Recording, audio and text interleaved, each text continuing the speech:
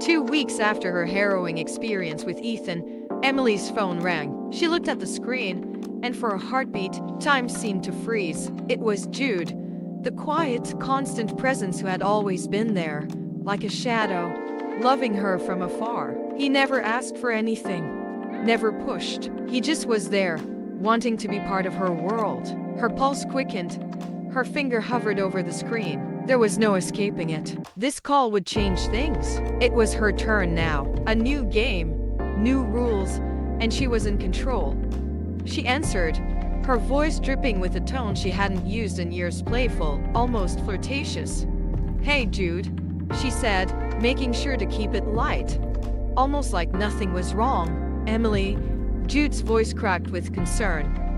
"I've been so worried. You just disappeared from school without a word." She let out a soft laugh, one that didn't quite reach her eyes. "Oh, I'm fine. Just had to go away for my stepbrother's burial," she replied casually, as though the words didn't carry the weight they did. Emily's relationship with her stepmother, Evelyn, and step-siblings Sophia and Gilbert was anything but pleasant. She had developed a dark, detached way of dealing with them.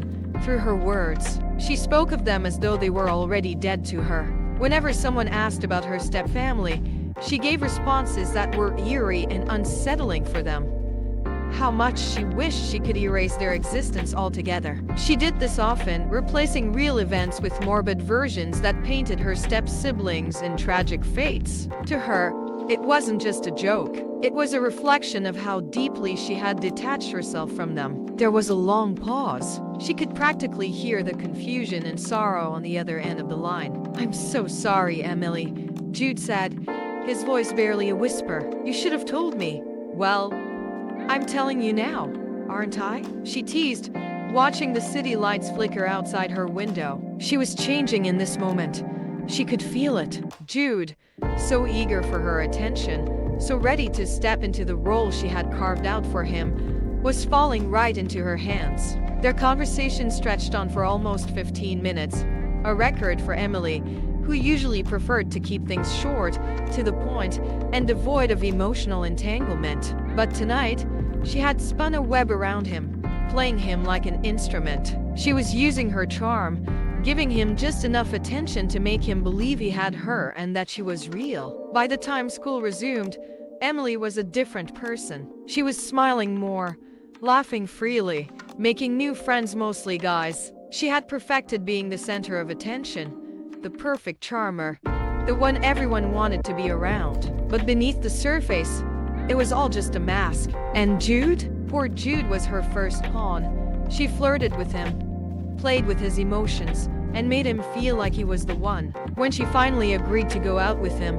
his heart soared. He thought this was the beginning of something real, but for Emily, it was just the beginning of the next phase in her game. One evening, Emily invited Jude over. It was time to take things further, to reel him in completely. She made sure to wear the silk nightgown that clung to her body in all the right ways, her movements slow and deliberate as she seduced him with whispers and touches. Every movement, every breath between them was calculated, making him fall deeper into her trap. When their lips met, it was like fire burning. Wild, uncontrollable, Jude was lost in it, his heart racing, his body responding to every whisper of her touch. The night was everything he had dreamed of and more, and by the end of it, he was hooked, unable to think of anything or anyone else. He saw a future with her. He saw her as his. But the next morning, everything changed. Emily turned cold, distant. She ignored his calls, her responses clipped and indifferent. Jude was confused, heartbroken, desperate for an explanation. But Emily gave him nothing. She had used him, and now, she was moving on to the next victim. Sitting alone in her small apartment, Emily stared out the window at the city below, lost in her thoughts. The pain, the betrayal, the memories of hospital rooms and brokenness, they clung to her like a second skin. But despite surviving, she hadn't healed. She didn't know how to. Through all of this, Olivia had been there, her voice a constant presence, trying to pull Emily out of her emotional void. But Emily was stubborn, determined to keep her heart locked away. She had learned the hard way that love was just a game, a game she hadn't known how to play until now.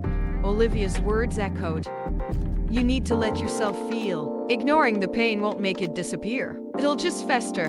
But Emily wasn't ready for that. She had her walls up, her defenses strong. The last thing she wanted was to let herself feel anything. Then came Daniel, a kind, patient man who didn't seem to want anything from her except to know her. At first, she was hesitant. His texts, his thoughtful gestures, they made her chest tighten in a way she wasn't prepared for. But when he leaned in for a kiss on their third date, she pulled away. She couldn't do it. It was too real. It felt too much like something she had sworn never to believe in again.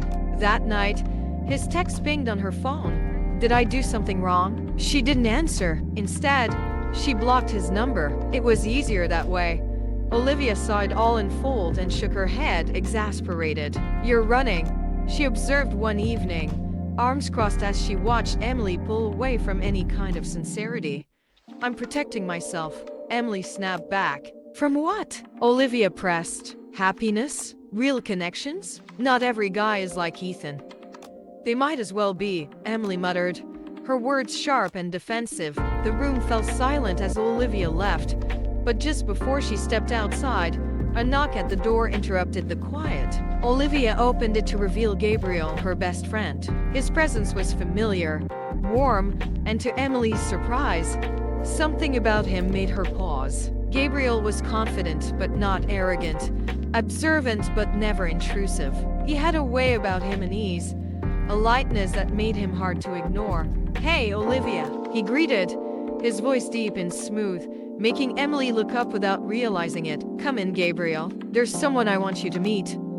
Gabriel, meet Emily. Gabriel's gaze lingered on Emily for a second, and then, to her surprise, he looked away as if unimpressed. Nice to meet you, he said casually. Emily felt an unexpected twinge. She was used to men being captivated by her beauty, yet Gabriel seemed indifferent. Emily wasn't sure if she should be annoyed or intrigued. She had never met a man who didn't immediately try to charm her. She excused herself and walked into her room, staring at her reflection in the mirror. Was she so easy to read? Or was Gabriel just different? Minutes later, unable to resist her curiosity, she returned to the sitting room. She found Olivia and Gabriel laughing, and the atmosphere was easy and natural. She laughed too for the first time in months, not because she had to, but because she wanted to. Gabriel spent the evening with them, his presence filling the space with warmth. He had a way of making people feel seen and heard,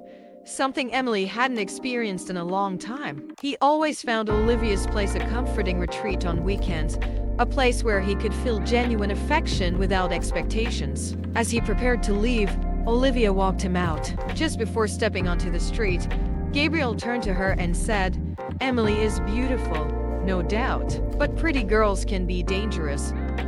Olivia blinked in surprise. Gabriel had never made a comment like that about any woman before. She wanted to ask why he said it, but the words never came. She simply watched him walk away. Gabriel went home wondering what had happened to Emily.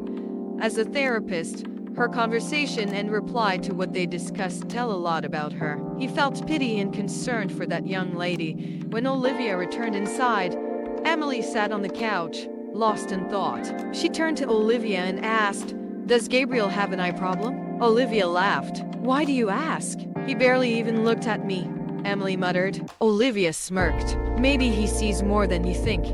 Emily felt an unexplainable sensation stir within her that night, but it didn't change her game. Not yet.